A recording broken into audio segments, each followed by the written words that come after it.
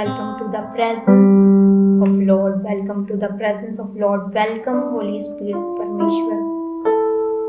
तेरे सामर्थ्य वचन के लिए हम तेरा धन्यवाद करते हैं खुदावंद। आज के वचन के लिए खुदावंद, आज के प्रकाशन के लिए खुदावंद, जो आपने हमें दिया मेरे पिता परमेश्वर, हम तेरा धन्यवाद करते हैं खुदावंद।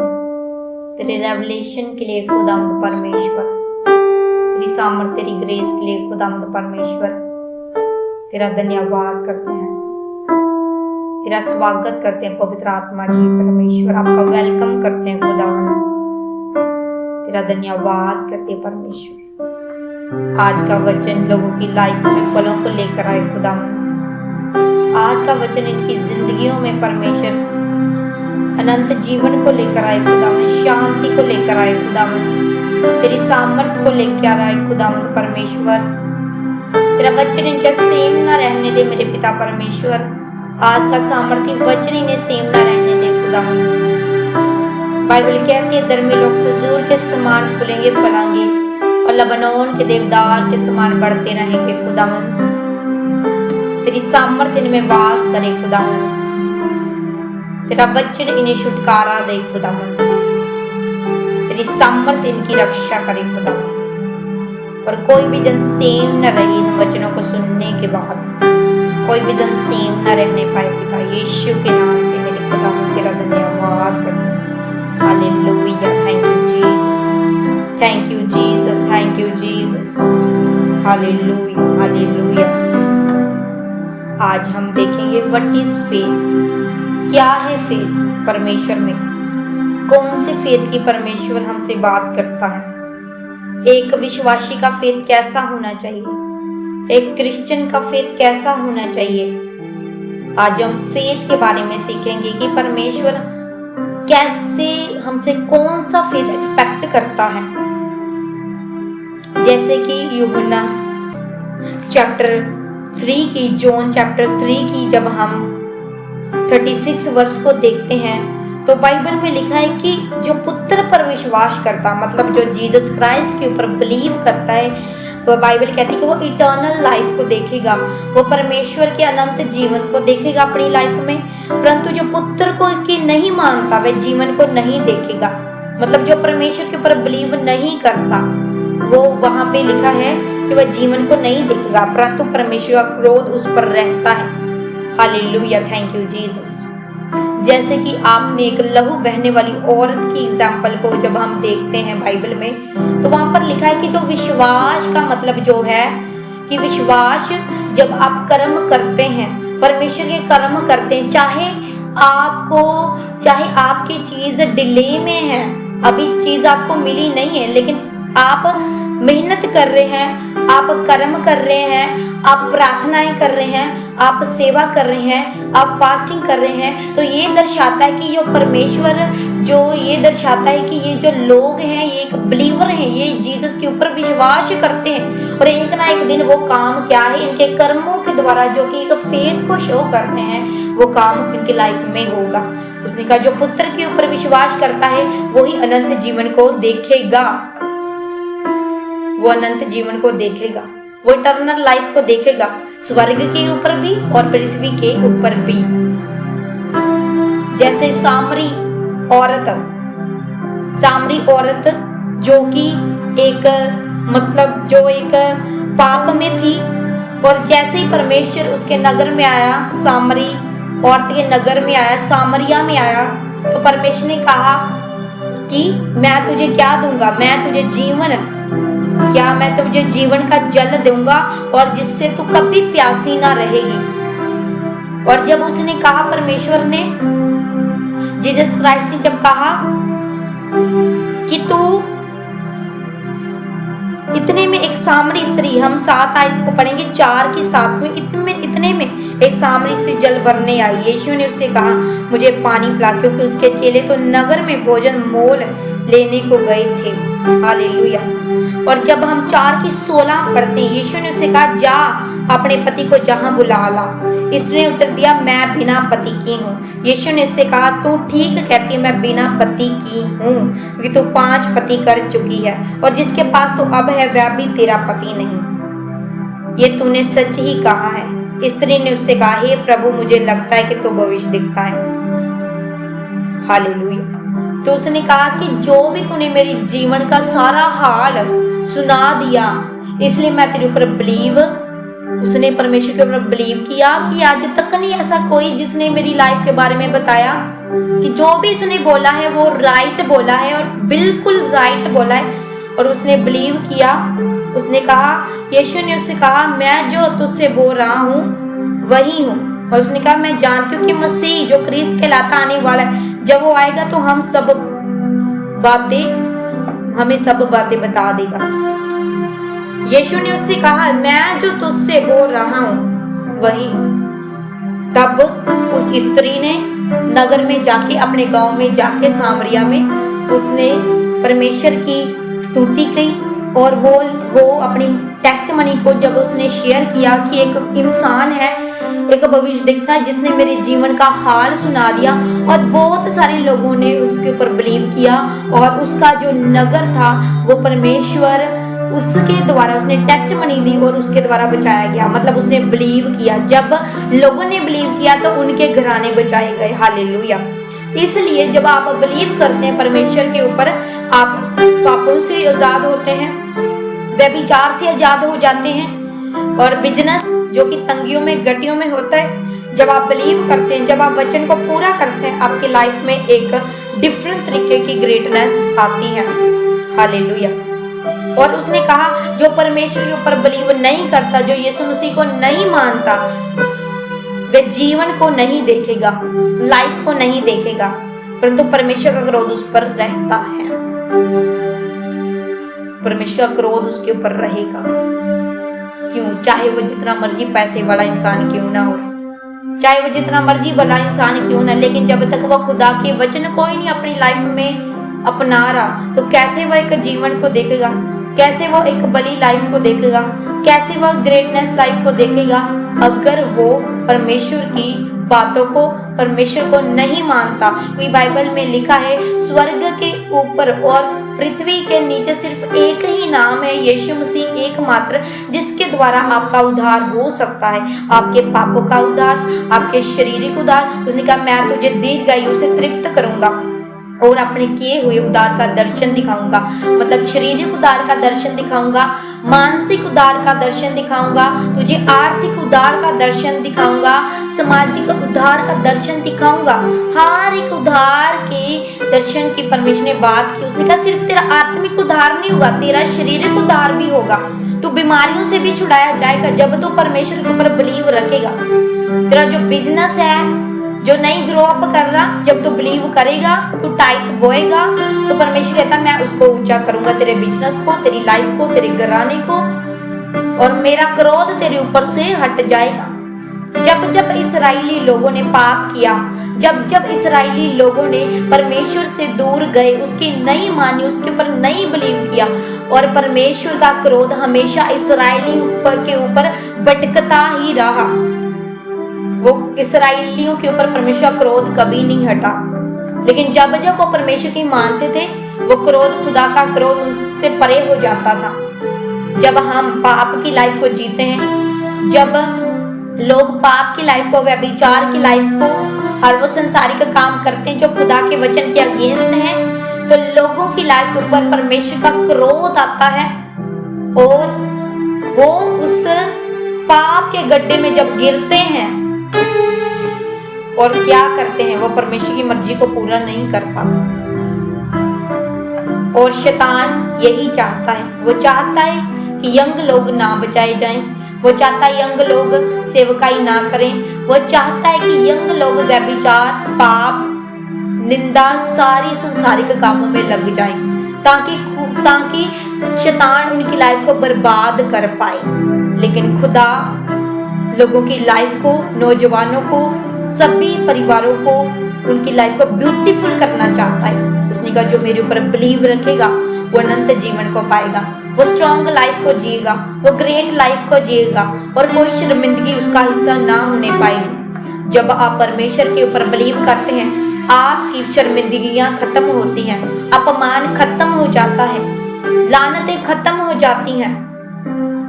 और परमेश्वर का क्रोध नहीं, परमेश्वर का फिर हाथ आपके ऊपर बना रहता है। जब आप मुसीबतों में भी चलते हैं, जब आप परेशानियों में होते हैं, तब भी खुदा का हाथ आपके ऊपर बना रहता है, क्योंकि बाइबल कहती है जब तू आग में से होकर निकलेगा तो आग तुझे क्या है, साड़ ना पाएगी। जब तू पानी में से होगा तो पानी तुझे डुबा ना सकेगा। मतलब जब तू मुसीबतों में चलेगा, कहते धर्मी चाहे 7 बार भी गिरे फिर भी परमेश्वर उसे उठाएगा। मतलब मुसीबतें, जब वो मुसीबतों में गिरेगा तो परमेश्वर उसे गिरने ना देगा, बल्कि उसे और स्ट्रॉन्ग करेगा मुसीबतों में। आपके दुख जो खुदा की ओर से होते हैं वो आपको बढ़ाने के लिए, बल्कि घटाने के लिए नहीं है।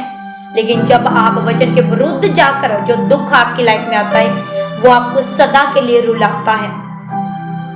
एक पवित्रता वाला जीवन अपनी लाइफ में बताएं और परमेश्वर के साथ एक मन रहें और खुदा के ऊपर बिलीव करें, ना कि किसी इंसान के ऊपर। क्योंकि भाई परमेश्वर कहता है कि मनुष्य के ऊपर भरोसा रखना एक मूर्खता है। और जो लोग खुदा के ऊपर, परमेश्वर के ऊपर भरोसा रखते हैं, परमेश्वर कहता मैं उन्हें ऊंचे स्थानों के ऊपर नियुक्त करूंगा। जो मेरी बाट जोतता है और मेरे वचन पर बना रहता है, मैं उसे बढ़ाकर उसे पृथ्वी का अधिकारी बना दूंगा। पृथ्वी का अधिकारी का मतलब ये नहीं कि उसको खुदा राजा बना देगा, इस जमीन का उसे प्रॉपर्टी देगा। उसका मतलब ये है वो चाहे बिजनेस करे, वो चाहे किसी भी फील्ड में जाए, वो उसमें सफलता को हासिल करेगा। कोई रुकावट उसका हिस्सा ना होने पाएगी। जैसे पतरस की कलीसिया को परमेश्वर कहा कि मैं तेरी कलीसिया को चट्टान के ऊपर बनाऊंगा और अधोलोक के फाटक उसके ऊपर प्रबल ना होने पाएंगे। मतलब वो जिस भी रास्ते पे जाएगा कोई चीज उसके ऊपर जय नहीं पाने पाएगी, वो जय पाएगा उन चीजों के ऊपर। वो चीजें खुल जाएंगी, वाइड हो जाएंगी। परमेश्वर का वचन हमें यही सिखाता है कि हमें खुदा में बिलीव करना है। कैसे? कर्मों के द्वारा। फेथ का मतलब ये नहीं है कि आप घर बैठे रहें और आप कहें प्रार्थना मेरी करवा दो मैं हील हो जाऊंगा। नो, फेथ का मतलब ये है कि आप चाहे बीमार हैं, चाहे किस भी कंडीशन में हैं, लेकिन आप हजूरी में हैं, आप परमेश्वर के भवन में हैं, आप परमेश्वर की चर्च में हैं, आप परमेश्वर की प्रेजेंस में हैं, आपने रिसीव की प्रेयर और हीलिंग आप लोगे ही लोगे। लेकिन अगर आप बेड से ही ना उठें और कहें नहीं यहाँ से मुझे खुदा हील कर दे, और कोई मेहनत ना करें, कोई कर्म ना करें, तो वो फेथ नहीं है, वो विश्वास नहीं है, वो विश्वास नहीं है। वो जस्ट एक है कि चलो बैठे बैठे सारी चीजें हुई बिना मेहनत के, क्योंकि विश्वास हमेशा कर्मों के द्वारा दर्शाया जाता है। और विश्वास क्या है? विश्वास वो है जब आपको कुछ दिखाई ना दे, जब आपका प्रेयर का जो उत्तर है वो लेट हो जाए और आप तब भी आप मेहनत कर रहे हैं, तब भी आप प्रार्थनाओं में लगे हैं, तब भी आप अपनी ड्यूटी को वफादारी से कर रहे हैं, तब भी आप सेवा में ज्यादा से ज्यादा टाइम स्पेंड कर रहे हैं, तो इसका मतलब आपको परमेश्वर के ऊपर बिलीव है। और फेथ यही है कि आप जो खुदा में कर्म कर रहे हैं वो ही दर्शाता कि आपको फेथ है। अगर आप संडे मिस करते हैं, अगर आप प्रेयर मिस करते हैं और आप कहें मैं तो क्रिश्चियन हूँ, मैं तो एक बिलीवर हूँ, आप कैसे बिलीवर हो सकते हैं? अगर आप परमेश्वर की प्रेजेंस को मिस करते हैं तो फिर वो खोखले क्रिश्चियन है। क्योंकि परमेश्वर ने कहा जो मेरे ऊपर बिलीव करेगा वो इटर्नल लाइफ को लेगा। 6 डेज तो काम कर और 7 डेज जो 7वां दिन है विश्राम का दिन, संडे सब्बत का दिन है, उसमें तू प्रेजेंस में बैठ और रेगुलर अपने कारोबार करने से पहले, अपने घर के काम करने से पहले सबसे पहले मॉर्निंग प्रेयर कर। तेरा फर्स्ट ब्रेकफास्ट मॉर्निंग प्रेयर होना चाहिए। उसके बाद तू अपने घर की, अपनी बाहर की काम कर। तो परमेश्वर कहता मैं तेरे हाथों को ब्लेस करूंगा, मैं तुझे बरकत दूंगा, मैं तेरी लाइफ को स्ट्रॉन्ग करूंगा। तू जिस भी रास्ते पे जाएगा मैं तेरे संग संग रहूंगा और खुदा का क्रोध आपकी लाइफ में कभी ना होगा। क्योंकि बाइबल कहती है परमेश्वर के हाथों में पड़ना एक भयानक बात है। जब आप खुदा के वचन से हट जाएं, जब आप खुदा की प्रेजेंस को मिस करें, तो आप डरो कि परमेश्वर लाइफ में क्रोध को, अपने क्रोध को लेकर आएगा। जब लोगों ने पाप किया, नूह के टाइम के ऊपर जब लोगों ने पाप किया तो परमेश्वर उनको बनाकर पछताया, क्योंकि वो लोग खुदा की मान नहीं रहे थे। वो अपने व्यभिचार में, अपने पापों में क्या थे, मगन थे। और खुदा ने कहा अब मैं इन लोगों को, अपना क्रोध खुदा ने दिखाया कि अब मैं इन लोगों को जल प्रलय के द्वारा नष्ट कर दूंगा। और खुदा ने सारे मनुष्यों को नष्ट किया, सिर्फ एक ही बंदा बचा, उसका नाम था नूह। क्योंकि नूह एक धर्मी पुरुष था, वो खुदा के ऊपर बिलीव करता था, इसलिए उसका सारे का सारा परिवार बच गया। इटर्नल लाइफ उसने पृथ्वी के ऊपर भी पाई और स्वर्ग में तो है इटर्नल लाइफ। आप इस पृथ्वी के ऊपर भी परमेश्वर के ऊपर बिलीव करने के द्वारा आप इटर्नल लाइफ में जी सकते हैं, एक अनंत जीवन जी सकते हैं। आप कहेंगे अनंत जीवन क्या?